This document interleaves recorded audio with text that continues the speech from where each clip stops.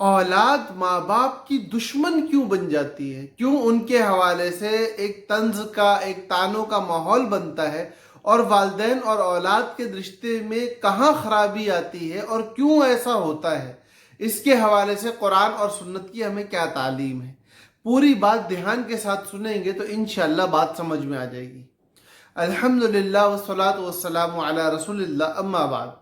मेरे प्यारे भाइयों, मेरी प्यारी बहनों, हम लोग अपनी औलाद की तरबियत करते हैं, अपने औलाद को बचपन से पालते हैं, खिलाना पिलाना, उनके हवाले से हर अच्छी और बुरी चीज़ का बंदोबस्त करना हम अपनी जिम्मेदारी समझते हैं, और अपनी औलाद को अपना खून पिला के पालते हैं, इसमें कोई शक की बात नहीं है। हमसे गलती कहाँ होती है और हम कहाँ मार खा जाते हैं। हम कुरान मुक़द्दस को देखते हैं तो हज़रत इब्राहीम अलैहिस्सलाम, जब उनको अपने बेटे से मशवरा लेना होता है कि बेटा मुझे अल्लाह की तरफ से ख्वाब में ये बात नज़र आई है कि मैं तुम्हें ज़िबा कर रहा हूँ, तो अपने बेटे को पुकारते हैं, या बुनैया, ए मेरे प्यारे बेटे। पता चला जब बच्चे को इज्जत दे के मशवरा लेना हो तो मोहब्बत से पुकारना चाहिए।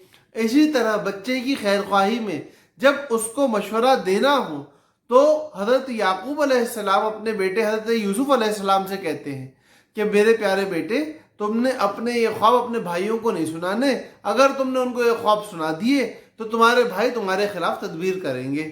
तो ये मशवरा देने के लिए जब अपने बेटे को बुलाया जा रहा है और उससे बात शुरू की जा रही है तो कहा जा रहा है, या बुनैया, ए मेरे प्यारे बेटे। अच्छा भाई, बच्चे से जब उसकी खैर ख्वाही के लिए मशवरा देना है तब भी उसको प्यार से बात करनी है। बच्चे को जब नसीहत करनी है, जब देख रहे हैं कि बच्चा अब बड़ा हो रहा है, अपनी बात समझने की तरफ आने वाला है, अब नसीहत का वक्त आ रहा है, बच्चे को बात समझानी है, तो कुरान शायद अब सख्ती का माहौल बनेगा, शायद अब यहाँ तुर्श बात शुरू हो जाएगी। लेकिन नहीं, ऐसा नहीं हुआ। हज़रत लुकमान अलैहिस्सलाम जब अपने बेटे को नसीहत कर रहे हैं तो कुरान बता रहा है कि वो अपने बेटे को नसीहत करते हैं या बुनैया से मुखातिब करके कि ए मेरे प्यारे से मुन्ने, ए मेरे प्यारे से बेटे, ए मेरे प्यारे से लाल। तो कुरान बता रहा है कि जब बच्चे को मशवरा देना है, जब बच्चे से मशवरा लेना है, जब बच्चे को नसीहत करनी है, इन तमाम तर हालात में मोहब्बत और प्यार के मामलात रखने हैं। लेकिन क्या वो वक्त होगा जब बच्चा नाफरमान है, जब बच्चा गुस्ताख है, जब बच्चा हलाकत और तबाही के दहाने पे खड़ा है और अब उसको बचाना है? तो ऐसे माहौल में तो बहुत सख्ती और शिद्दत और एक सख्त माहौल बना के और बहुत सारी बातें सुना के वो बच्चा ना, हमारा बच्चा फेल होके आता है घर पे, हम कितनी बातें सुनाते हैं। हमारा बच्चा जब नाकाम बनती है बातें सुनाना, ऐसा ही है ना, हमारा जहन तो यही कहता है।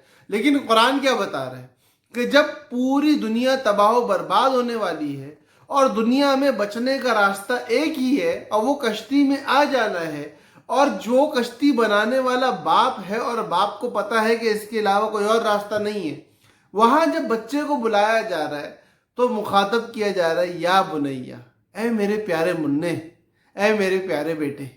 तो पता ये चला कि औलाद के साथ चाहे कैसे ही हालात क्यों ना हो, वालिदैन ने करना यह है कि नरमी का माहौल इख्तियार करना है, ताकि उसके दिल में ये बात जाए कि मेरा बाप मेरी माँ मेरे लिए नरम गोशा रखते हैं, मुझसे हम हर हाल में नरमी से बात करते हैं, मैं कैसे इनसे सख्त बात कर सकता हूँ।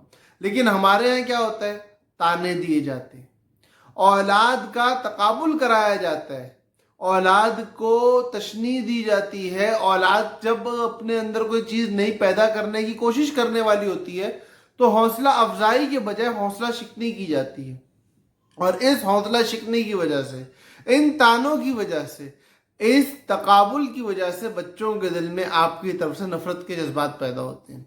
अरे अल्लाह के नबी सल्लल्लाहु अलैहि वसल्लम की ज़िंदगी तो देखो। हज़रत अनस रज़ी अल्लाह ताला अन्हु फरमाते हैं, मैं अल्लाह के नबी सल्लल्लाहु अलैहि वसल्लम के पास कई साल रहा, कभी मुझे नहीं मारा, कभी मुझ पे गुस्सा नहीं हुए, और कभी मुझसे ये सवाल नहीं किया कि तुमने ए अनस ये काम क्यों किया है। और हम क्या करते हैं, इतनी इतनी सी बातों पे, छोटे छोटे, बेटा 10 रुपए दिए थे कहाँ गए, हिसाब लेना चाहिए, बच्चे के ऊपर काबू बाकी रहता है। अरे काबू नहीं रहता, बच्चे के अंदर हिसाब दे दे के आपकी तरफ से नफरत पैदा होती है। बच्चा आपकी बातों का बुरा महसूस, बच्चे को आज़ाद छोड़ो।